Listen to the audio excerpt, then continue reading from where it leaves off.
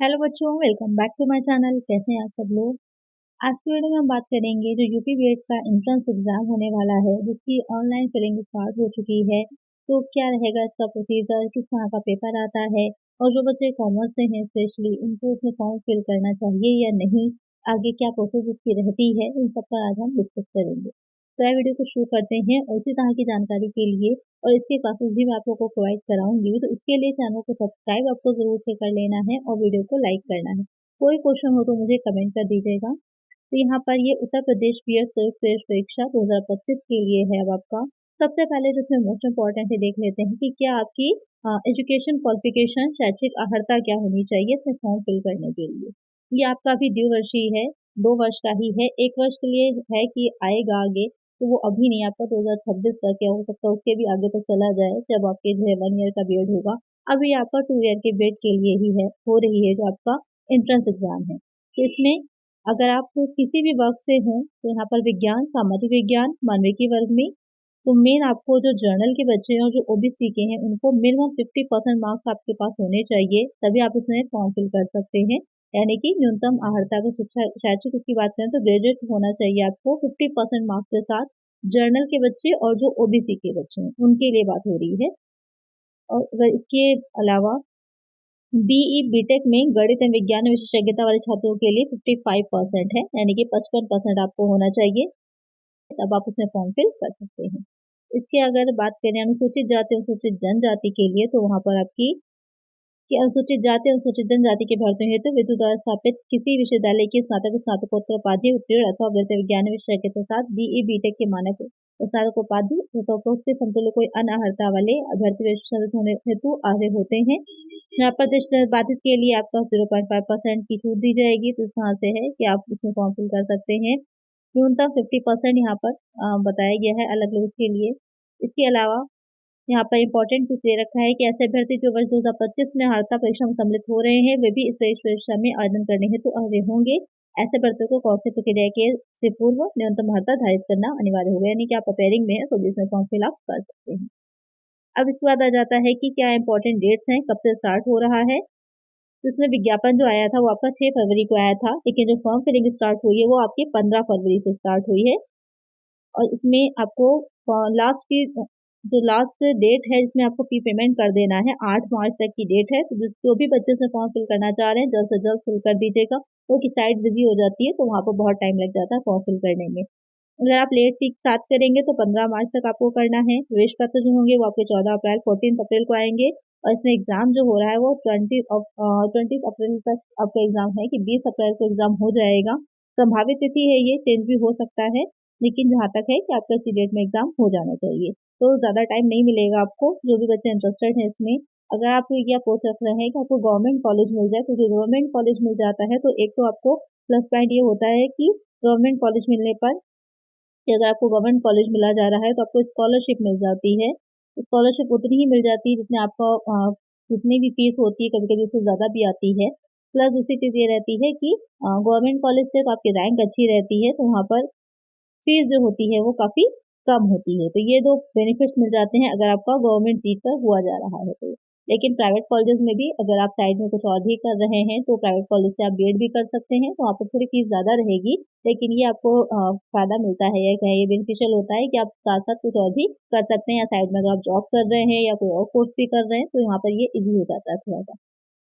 अब आ जाएगा इसमें कि फीस क्या रहेगी, आवेदन शुल्क कितना रहेगा। तो यहाँ पर आवेदन शुल्क जो है वो जनरल कैंडिडेट्स के लिए, ओबीसी के लिए, यानी कि जो जनरल ओबीसी हैं, अनरिजर्व कैटेगरी में आ रहे हैं, या फिर जो ओबीसी के बच्चे हैं उनके लिए हो जाएगी आपकी 1400, 1400 रुपये फीस बहुत ज्यादा है इनकी एंट्रेंस की, 1400 रुपये। तो अगर आप इंटरेस्टेड हैं इसमें तो ही फॉर्म फिल करिएगा। 1400 इसकी फीस रहेगी। और SC ST के जो बच्चे हैं उनके लिए 700 है।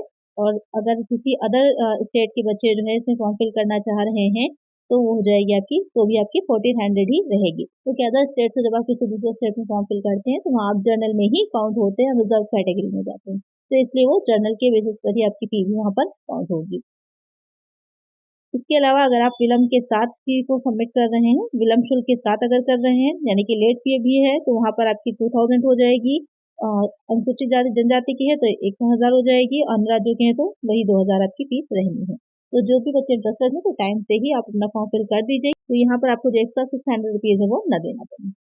नेक्स्ट इसमें इम्पोर्टेंट है कि कहाँ से आपको कैसे फॉर्म फिल करना है, तो ये जो वेबसाइट दे रखी है www. ये जो BU-Jhansi.ac.in, इस पर आपको ऑनलाइन कर सकते हैं, या अगर आप इसके थ्रू ना जाना चाहें तो सरकारी रिजल्ट पर भी आपको अवेलेबल है, वहाँ से भी आप डायरेक्टली फॉर्म इसमें फिल कर सकते हैं। अगर कोई गलती हो रही है या इसमें जो वेटेज मिलता है, जैसे कि आपके पास अगर सर्टिफिकेट कोई है गेम्स का इस तरह का, अभी आगे मैं आप लोग को बताऊंगी, तो वहाँ पर आपको वेटेज भी मिलता है, क्योंकि जो रैंक बनती है तो वहाँ पर वेटेज बहुत मायने रखता है, बहुत इंपॉर्टेंट होता है। और ऑनलाइन आवेदन पत्र के प्रिंट आउट की मूल प्रति, छाया प्रति जो है ये आपको कहीं भी भेजनी नहीं, यानी कि सिर्फ आपको ऑनलाइन आवेदन करना है, इसको कहीं भी आपको उसकी हार्ड कॉपी को भेजना नहीं है।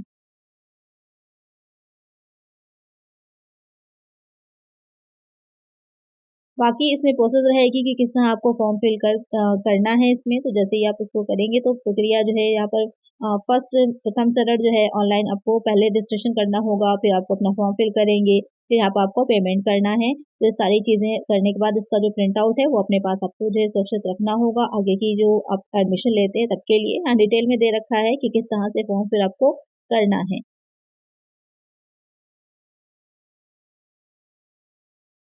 यहाँ पर जनरल इंस्ट्रक्शंस जो दे रखे हैं कि आपको अपना नाम कैसे लिखना है, तो आप सभी को पता है 10th की मार्कशीट के अकॉर्डिंग ही आपको सारी इन्फॉर्मेशन फिल करनी होती है, फादर का नाम भी, अपना नाम भी, मदर का नेम भी, सारी भी इन्फॉर्मेशन, आपकी डेट ऑफ बर्थ भी, ईमेल आईडी, ये सारी चीज़ें सही सही करेक्टली फिल करिएगा, क्योंकि ये सारी चीज़ें इंपॉर्टेंट हो जाती हैं, क्योंकि इसी के बेसिस पे आपको डिग्री मिलेगी, तो वहाँ पर भी ये चीज़ आपका नाम जो होता है शो होना चाहिए।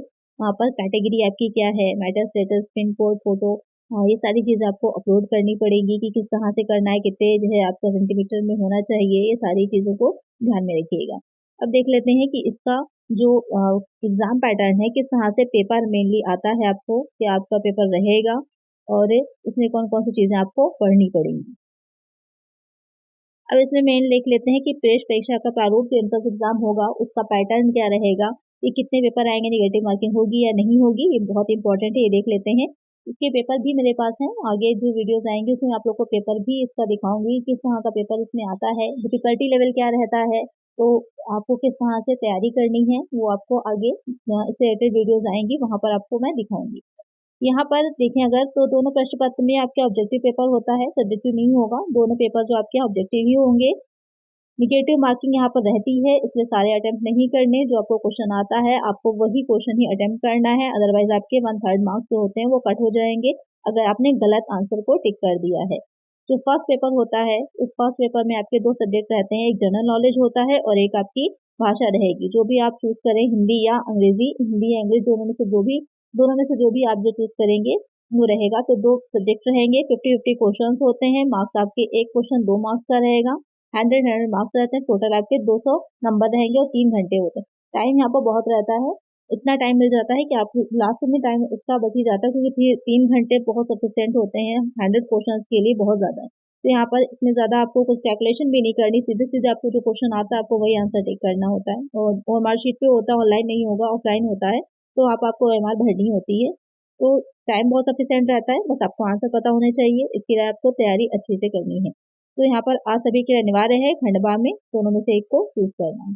अब जो सेकंड पेपर होगा, द्वितीय प्रश्न पत्र, यहाँ पे क्या रहेगा, इसमें आपकी जनरल एप्टीट्यूड टेस्ट आता है, जिसमें कि रीजनिंग आएगी, और सेकंड जो हो जाएगा विषय योग्यता, जो भी आपका सब्जेक्ट है, आर्ट्स है, साइंस है, या फिर वाणिज्य है, कॉमर्स या फिर एग्रीकल्चर है, तो इसमें से कोई भी सब्जेक्ट आपका जो भी रहा है ग्रेजुएशन में, वही सब्जेक्ट आपको आगे भी इसमें भी लेना है, चूज करना है। यहाँ पर भी आपके 50-50 क्वेश्चन है, वही 100 मार्क्स के हैं, टोटल 200 और 3 आवर का आपको टाइम मिलता है, तो टाइम दोनों में सेम रहेगा, बीच में दोनों पेपर के गैप रहता है, इसका ध्यान रखिएगा।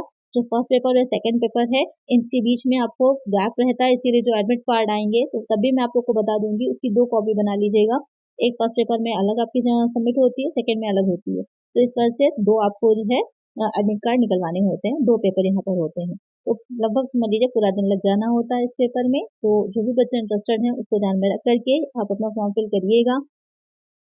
इसका सिलेबस क्या रहेगा वो आगे इससे अलग से मैं वीडियो लेकर के आऊंगी, जिसमें आप लोगों को इसका पूरा पेपर का सिलेबस मैं दिखाऊंगी कि जो बच्चे एसएससी कॉमर्स से हैं उनका क्या सिलेबस रहेगा, आपको क्या क्या चीजें इसमें पढ़नी होती है, किस तरह का आपका पेपर आता है, पेपर का सैंपल भी जो प्रीवियस पेपर हुआ था वो भी मैं आप लोगों को दिखाऊंगी।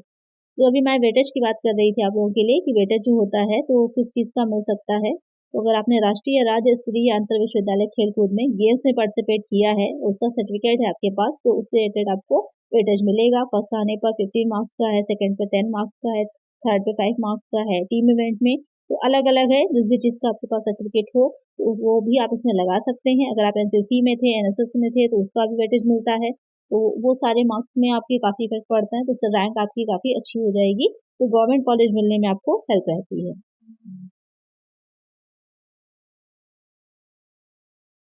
तो देख सकते हैं आप इसको, आप चाहें तो डाउनलोड भी कर सकते हैं। जो भी वेबसाइट मैंने बताई थी वहाँ पर आपको नोटिफिकेशन मिल जाएगा, तो वहाँ से आप डाउनलोड कर लीजिएगा।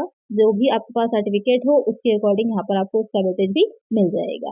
तो अगर आप इंटरेस्टेड हैं इसमें, बीएड करना चाह रहे हैं, तो उसका एंट्रेंस एग्जाम में जरूर बैठिएगा। ज़्यादा टाइम नहीं है, 1 डेढ़ महीने ही आपको मिलेगा भी इसकी तैयारी के लिए। अपनी तैयारी के साथ अगर आपको गवर्नमेंट कॉलेज मिल जाता है तो वहाँ पर आपकी फीस भी काफ़ी कम रहने वाली है, स्कॉलरशिप भी मिलने वाली है।